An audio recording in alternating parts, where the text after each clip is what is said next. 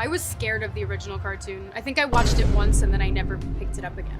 Like, I'm being so serious. I watched it once and then I went on the ride in Disney World, which was called Snow White's Scary Adventures. Imagine dropping $330 million on a movie and then acting like it was a group project you didn't want your name on. That's what Disney's doing with the Snow White remake, a film that was meant to revitalize a timeless fairy tale but instead might end up buried next to the Haunted Mansion reboot. This wasn't a quiet miss, it was a spectacular implosion. We're talking no dwarfs, a main character who talks about the original like it's a problematic ex, and a studio that's treating its press tour like classified intel.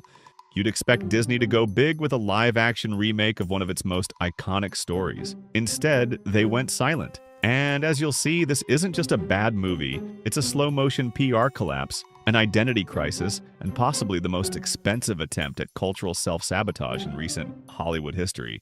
Let's break down how Disney managed to make the fairest of them all into one of the biggest misfires they've ever funded. Let's start with the part of Snow White that isn't there. The 7 dwarfs. Remember them? Iconic, beloved, integral to the entire identity of the original film? Gone. Just poof. Instead, we get 7 random, average-height people dressed in vaguely medieval cosplay. They don't even pretend to be dwarfs. They look like they wandered off the set of a Hallmark time travel rom-com. But don't worry. Disney had a reason. Apparently, the dwarfs were considered too stereotypical. So in their place, we now have what appears to be a diversity brochure brought to life. Instead, Disney replaced them with 7 average-height random diverse individuals who look like they got lost on their way to a Coachella after-party. Snow White just destroyed Disney's entire reputation. Now, you might think this was just an artistic choice, a reimagining, but no, it was actually worse. By erasing the dwarfs entirely, Disney also erased a massive opportunity for actual little people actors, roles that they rely on because, surprise, the industry doesn't exactly hand them out like candy. And the kicker? The community Disney supposedly tried to protect found the change more offensive. That's right, the very group they were trying to not stereotype ended up publicly calling them out for doing the exact opposite. It's like trying to fix a leaky faucet by ripping out all the plumbing. If axing the dwarfs didn't kill the buzz, don't worry. Rachel Zegler was there to finish the job. Cast as Snow White herself, Zegler made headlines not for hyping up the film, but for systematically dismantling its appeal in every interview. She trashed the original 1937 classic, calling it weird, outdated, and sexist, and proudly declared that her version of Snow White wasn't going to need a prince. You know, the original cartoon came out in 1937, and very evidently so. There's a big focus on her love story with a guy who literally stalks her.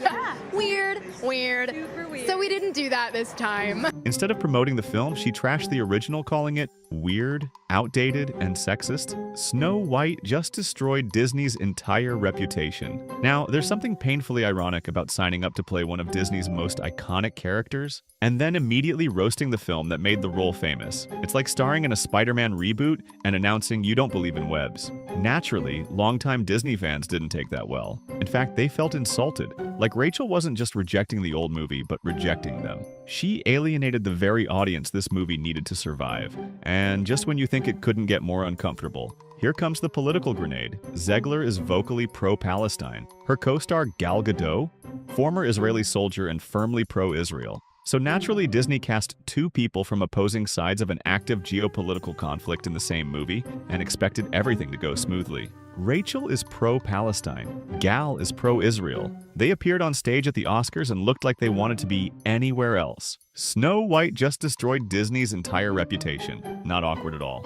Not.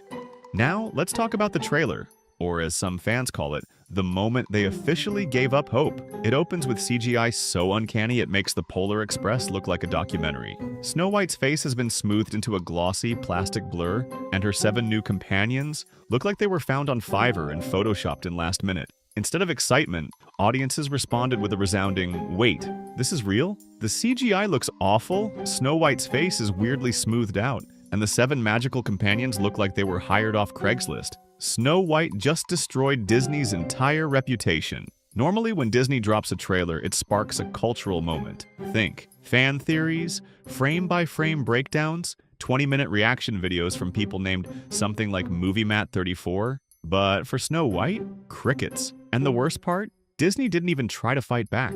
There was no PR blitz, no damage control. just silence. And that silence spoke volumes. You know it's bad when the biggest entertainment brand on earth is afraid to promote its own movie. Disney usually rolls out the red carpet, literally.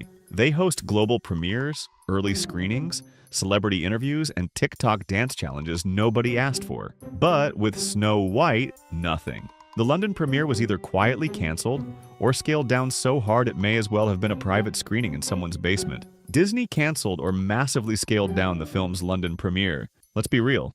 Disney doesn't cancel premieres unless there's something really wrong. Snow White just destroyed Disney's entire reputation, and instead of leaning into a Western press tour, Disney flew the cast to Japan, which, if you know anything about press strategy, basically screams, please don't ask them any real questions. Japanese media is known for being polite and apolitical, so it's the perfect place to dodge questions about dwarfs, geopolitics, and why this entire movie feels like a fever dream. So here we are.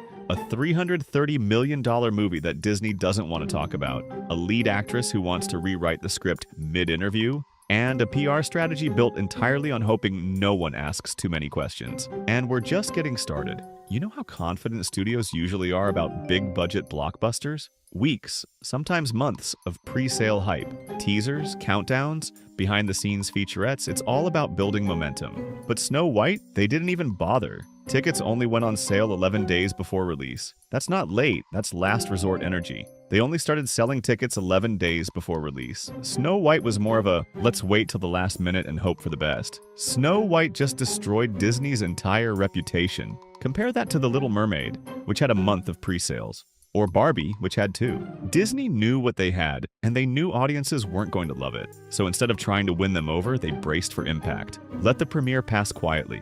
Let the backlash die down. Hope that maybe somehow some miracle would save them. Projected to open with a painfully average $50 million against a monstrous $330 million budget, Snow White is less of a box office hit and more of a financial cautionary tale. And here's the really fun part. Some insiders think Disney wants it to fail, that if this movie belly flops hard enough, they'll finally have an excuse to slam the brakes on live-action remakes for good. Some people believe Disney actually wants this movie to fail. If it flops hard enough, they'll finally have an excuse to stop making live-action remakes. Snow White just destroyed Disney's entire reputation. Whether or not that's true, one thing is certain. You don't sell tickets 11 days before opening weekend unless you're trying to bury the evidence before the body's cold.